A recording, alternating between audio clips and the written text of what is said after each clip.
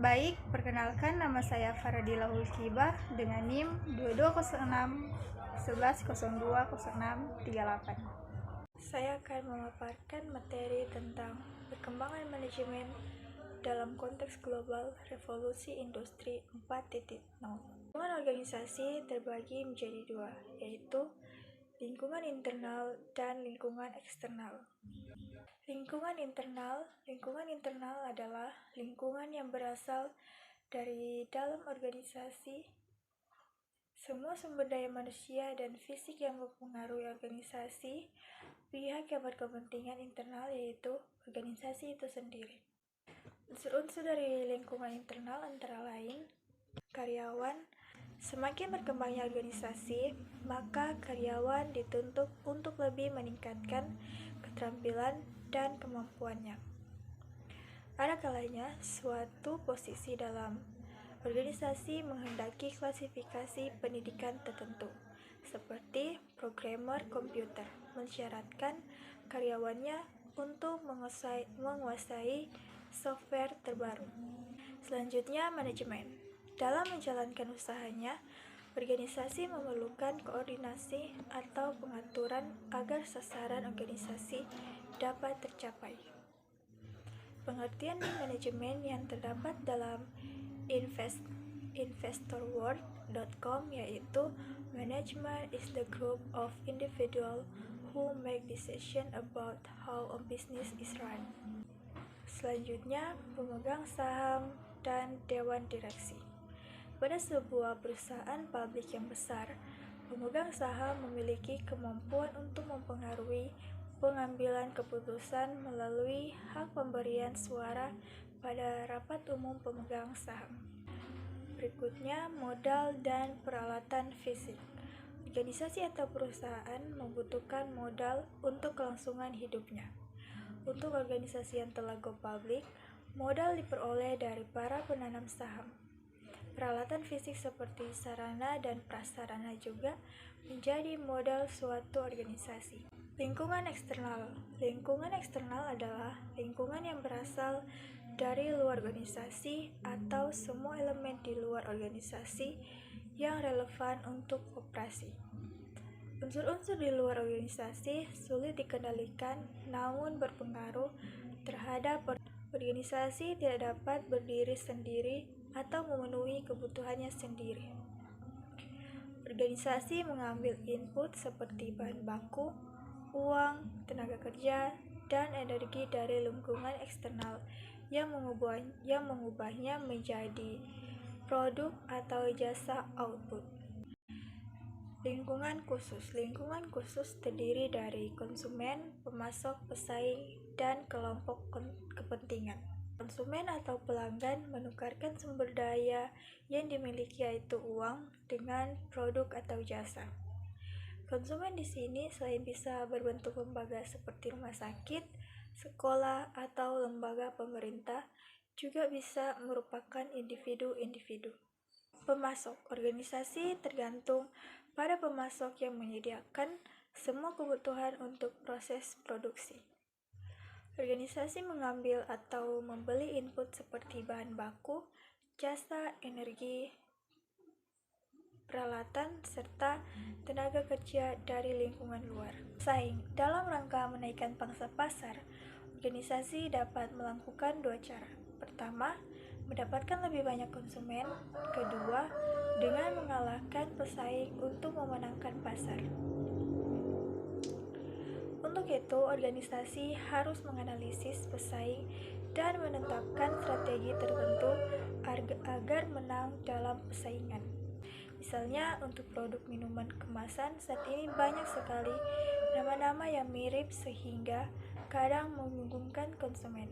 Produk tekstil yang diekspor Cina ke Indonesia yang dijual dengan harga murah dapat menjadi pesaing bagi perkembangan industri tekstil di Indonesia. Selanjutnya, kelompok kepentingan pressure group. Kelompok kepentingan adalah sekelompok manusia yang mengadakan persekutuan yang didorong oleh kepentingan-kepentingan tertentu. Setiap organisasi memiliki kelompok kepentingan yang berbeda. Lingkungan umum.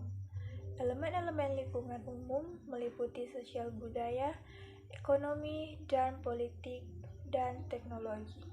A. Variabel sosial, antara lain demografi, gaya hidup, dan nilai-nilai sosial. Variabel sosial budaya berkaitan dengan benar atau salah dan tugas atau wajib, perkembangan penduduk, angkatan kerja, struktur juga partisipasi kerja, dan pendidikan mempengaruhi nilai-nilai sosial budaya.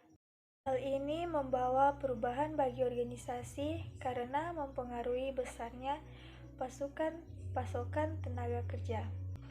Faktor nilai-nilai sosial antara lain: 1. Negara dengan negara lain yang berbeda. Misalnya di negara Jepang, banyak yang bekerja pada suatu perusahaan untuk seumur hidupnya. Ini berbeda dengan sebagian besar negara-negara lain di mana masyarakatnya sering berpindah-pindah pekerjaan dalam jangka pendek. Struktur organisasi di Prancis lebih kaku daripada organisasi di Jepang atau Amerika. Di Jerman, hak pekerja dan serikat kerja dijamin oleh undang-undang dan karyawannya disebut sebagai mitra sosial dan memiliki upah lebih besar daripada di Amerika Serikat. Kedua, variabel ekonomi yaitu kondisi ekonomi pada umumnya yang mempengaruhi aktivitas sebuah organisasi. Secara umum, kondisi ekonomi turut menentukan keberhasilan organisasi. Variabel ekonomi seperti upah atau harga yang ditetapkan oleh pemasok dan pesaing serta kebijakan fiskal pemerintah mempengaruhi biaya produksi barang atau penawaran jasa dan kondisi pasar. Indikator ekonomi mengukur pendapatan, tabungan, investasi, harga, upah, produktivitas, lapangan kerja, aktivitas pemerintah, serta transaksi internasional. Ketiga, variabel politik. Berbagai faktor yang mungkin mempengaruhi aktivitas suatu organisasi sebagai hasil dari proses atau iklim politik. Proses politik mencakup persaingan antar kelompok dengan kepentingan yang berbeda, yang masing-masing mencari peluang untuk mencapai sasarannya sendiri. Seiring dengan tuntutan masyarakat terhadap praktik bisnis yang tidak benar, pemerintah hendaknya menjadi kekuatan politik yang mewakili masyarakat melalui deregulasi, debirokratisasi, dan dekonsentrasi. 4. Variabel teknologi meliputi perkembangan baru dalam politik atau proses serta pengetahuan seperti fisika yang mempengaruhi aktivitas organisasi.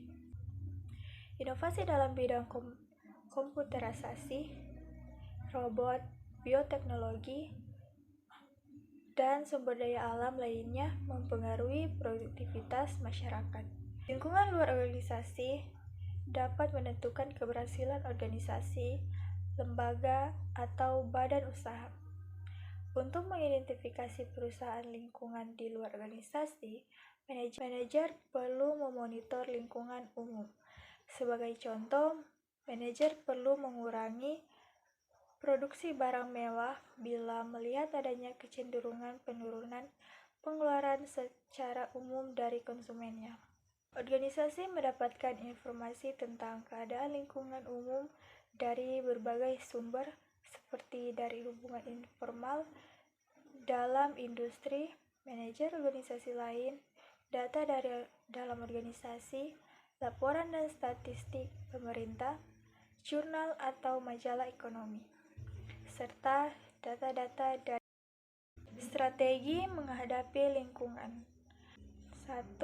Mempengaruhi lingkungan khusus, misalnya menggunakan promosi dan iklan untuk mempengaruhi konsumen. Yang kedua, memonitor lingkungan umum, misalnya mengamati perubahan variabel demografis, sosial, dan ekonomi. 3. Menyesuaikan diri terhadap lingkungan, misalnya mengubah desain organisasi agar sesuai dengan lingkungannya.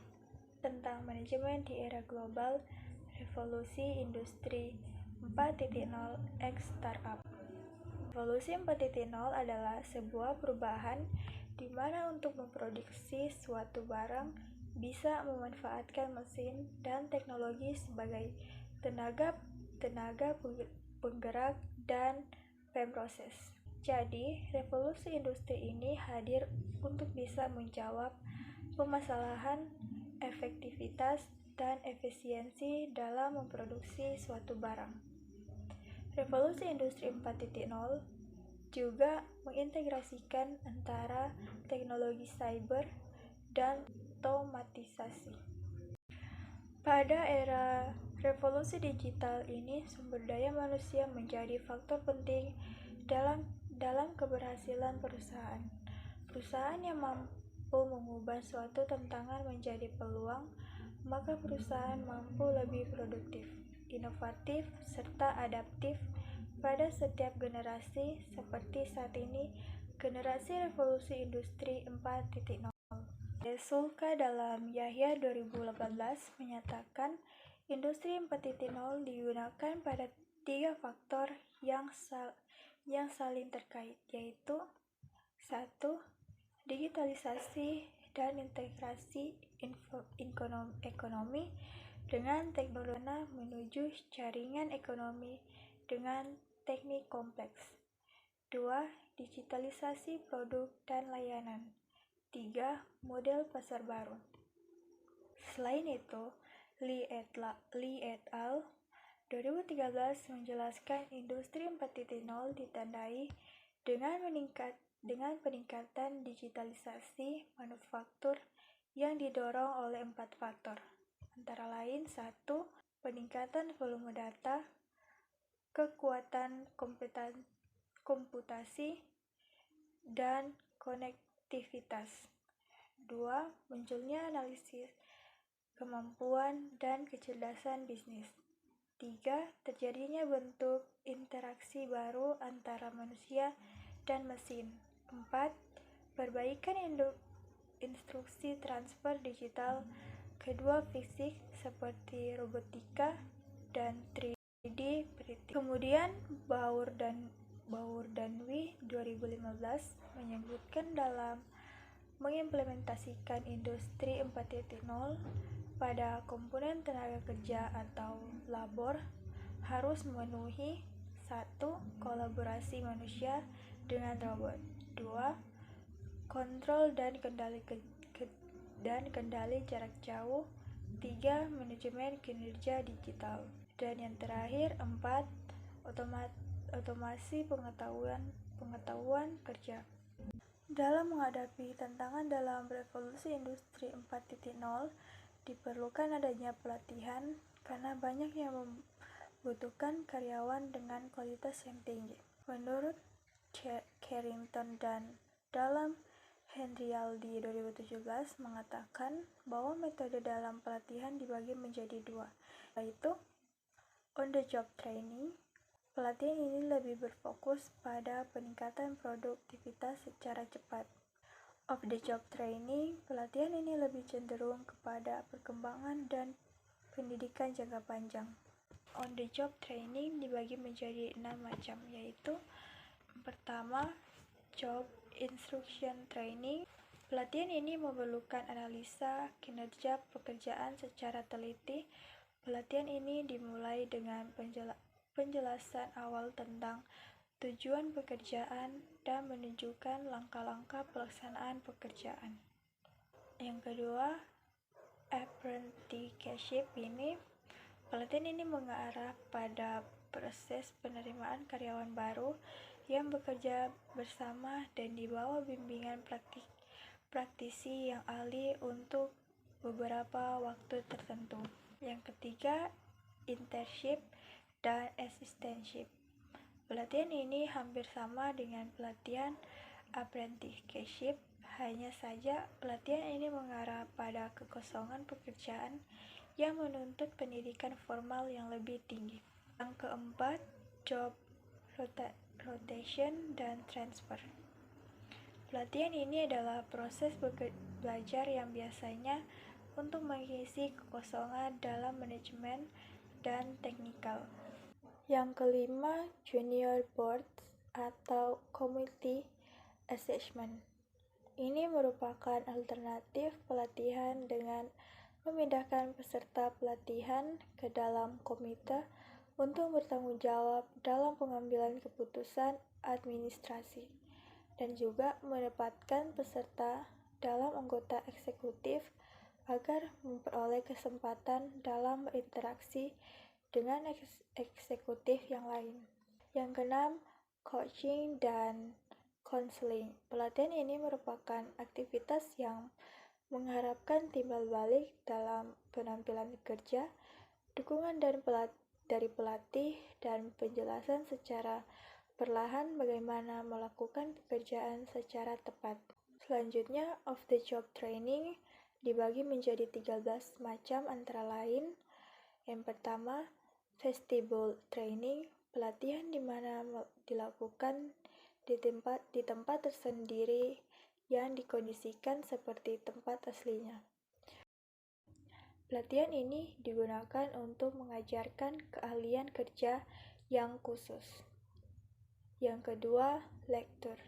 Pelatihan ini merupakan pelatihan di mana menyampaikan berbagai macam informasi kepada sejumlah besar orang pada waktu bersamaan.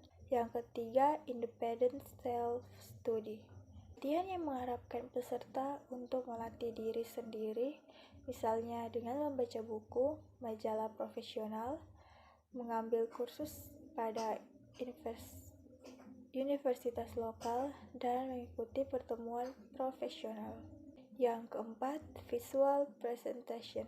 Pelatihan ini dengan menggunakan televisi, film, video, atau presentasi dengan menggunakan slide. Yang kelima, conversations dan discussion. Pelatihan ini bisa digunakan untuk pelatihan pengambilan keputusan di mana peserta dapat belajar satu dengan yang lainnya.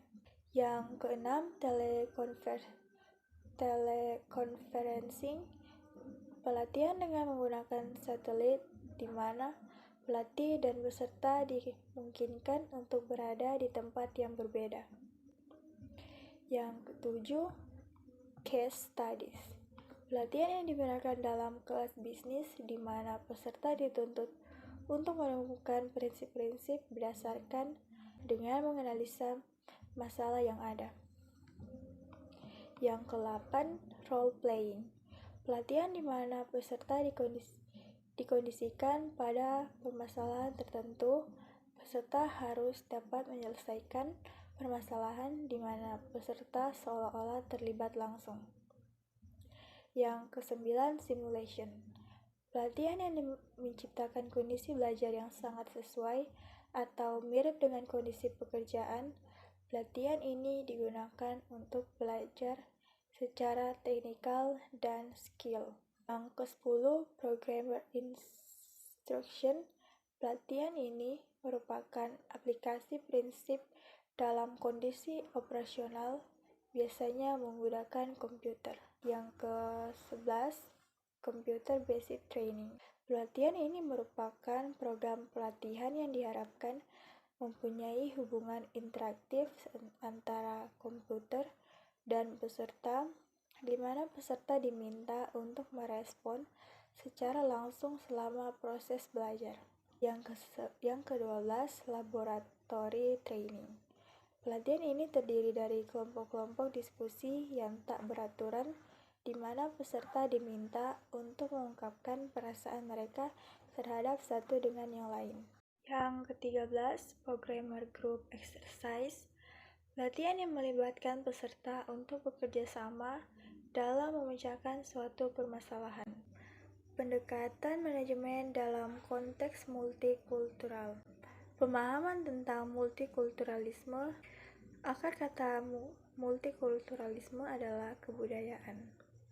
Kebudayaan adalah suatu cara hidup yang berkembang dan dimiliki bersama oleh sebuah kelompok orang dan diwariskan dari generasi ke generasi. Wujud budaya sendiri meliputi banyak hal dari bahasa, perilaku, dan kebiasaan, sampai cara suatu kelompok atau masyarakat menyelesaikan masalah.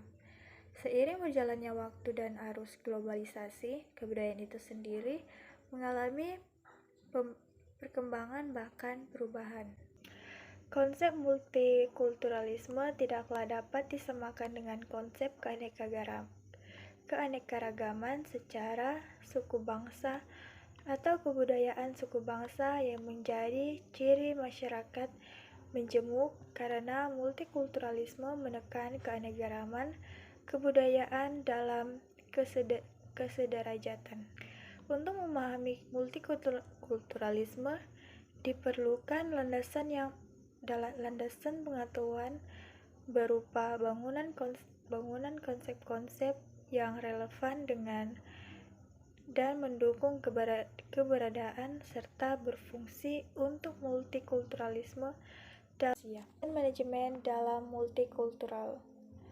Manajemen multikultural adalah penerapan prinsip-prinsip manajemen dalam pengelolaan yang berwawasan multikultural agar efektif dan efisien, sehingga organisasi menghasilkan output yang tidak hanya cakap sesuai disiplin ilmu yang ditekuni, tetapi juga mampu menerapkan nilai-nilai keberagamaan dalam memahami dan menghargai keberadaan para pemeluk agama dan kepercayaan lain.